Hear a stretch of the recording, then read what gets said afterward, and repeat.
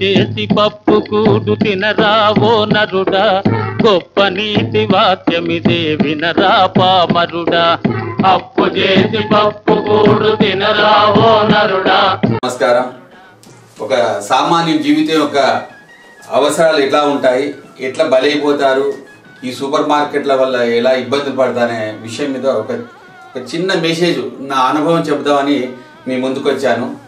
నేను super market మా ఆవిడ నేను కలిసి కేవలం 4 వస్తువులు కొందామని పోయినాం. దానిలో చిన్న ఉదాహరణ మీకు చెప్తాను. ఒక టూత్పేస్ట్ మాకు నెలకు 100 గ్రామ్స్ సరిపోద్ది. 100 గ్రామ్స్ చాలానే ఉంటుంది. సరే అక్కడ 200 గ్రామ్స్ ప్లస్ 50 అన్నాడు. 50 ఆపరానికి మంచిదే కదా, మనకు నెలకు సరిపోయేది 100 గ్రాములే. కానీ 200 ఆకర్షితమైన దాని రెట్టింపు డబ్బులు కట్టినాము, తీసుకొచ్చినాం. అది పేస్ట్ ఏమైంది, హోల్ పెద్దగా ఉంది. అది నెల రోజులనే అయిపోయింది. నెలకు 100 గ్రాములు అయ్యేది 200 గ్రాములు అయింది. అంటే ఇట్లా మోసపోవడం జరుగుతుంది. మనకు ఏ వస్తువు ఎక్కడ దొరుకుతుందో అనేది ఉద్దేశం పోయి అన్ని వస్తువులు ఒకటే దగ్గర దొరుకుతున్న బ్రహ్మలో పిచ్చి బ్రహ్మలు అన్నీ ఉన్నాయి లేని అని మన ఇంటిని నింపుతున్నాం. ఇంకొకటి చెప్తా, అలాంటివి కూడా కొనొద్దు. మనం జనరల్లో ఏం దొరుకుతుందో జనరల్ స్టోర్లే వెళ్ళాలి. కిరాణా వస్తువులు ఎక్కడ దొరికి కిరాణా వస్తువులకు వెళ్ళాలి.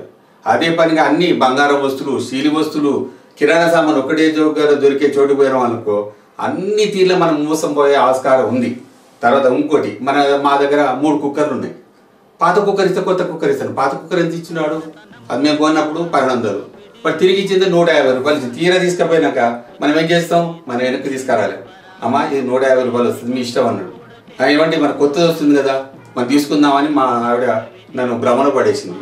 దేవుడానికి తీసుకున్నాం, అదొక లాసు. మళ్ళీ ఏంటంటే నెక్స్ట్ కుక్కర్ కొన్నది, ఇదివరకు మేము ఇండాలి ఏమో అన్నాం. ఈసారి ఏమో స్టీల్ కుక్కర్ కొన్నాం, తడిసిమోపడింది. అది 1800. నాకు వచ్చింది ఎంత, 150. ఎక్స్చేంజ్ ఆఫర్ అనేది పిచ్చి భ్రమలో పడకండి. ఇంకొకటి మీకు ముఖ్యంగా లేడీస్ని పట్టుకపోతే ఎంత నష్టపోయే విషయం ఇంకొకటి మీకు చెప్తా. సూక్ష్మ లోపాలని ఈ మధ్య కొత్తగా తేలింది. మంచి పట్టు చీర కూడా మీకు సూక్ష్మ లోపాలు ఒక 2000 వస్తుంది అనేది 10,000 చీర చూపెడతాడు. ఆ సూక్ష్మ లోపాలు అది 1500 కూడా పోదు, అది 2000 ఆఫర్ చెప్తారు. మా ఆవిడ ఏం చెప్తే, మా ఇంట్లో పట్టు చీరలు 5 ఉన్నాయి, ప్రతి పెళ్ళికి ఒక పట్టు చీర కొంటనే ఉన్నది. ఈ సూక్ష్మ లోపాలు అవసరం మనకు, మంచి పక్కా ఉన్నది మనం తీసుకోవాలి కదా. అది తీసుకోకుండా సూక్ష్మ లోపాలు 2000 దొరుకుతాయి తీసుకోవడం జరుగుతుంది.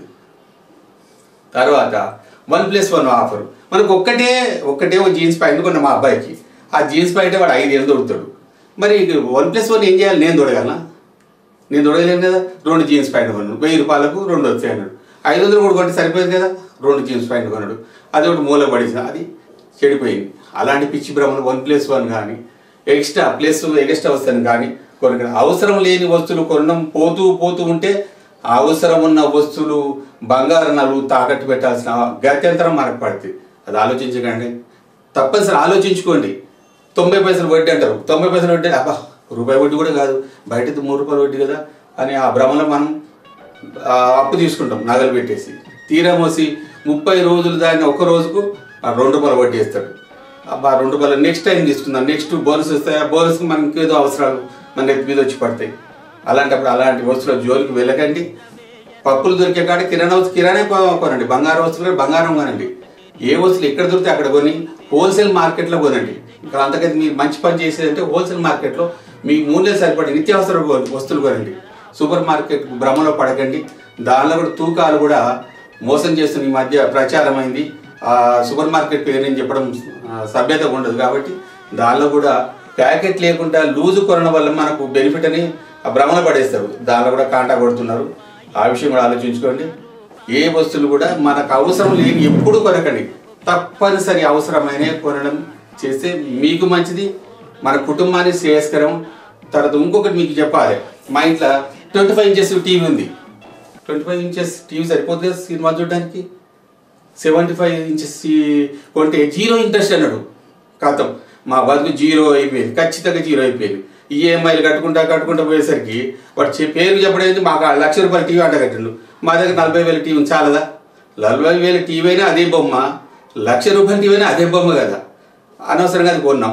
ఇప్పుడు మాకు పెద్ద సార్లు చెప్తారు, అవసరం లేదు కొనకండి బాబు అని. మా స్నేహితులకు చెప్పినా కూడా అక్కడ టీవీ ఉన్నది, అది మూలకు పడేసినాం. ఈ టీవీ పెట్టినాం, 0 ఇంట్రెస్ట్. మా బతుకు చివరికి 0 అయింది.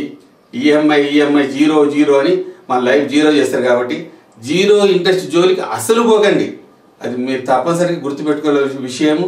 దయచేసి నా ప్రార్థన వింటారని మీరు సభ్యంగా జీవితాన్ని కాపాడుకుంటారని ఇలాంటి భ్రమలు పోతుంది మన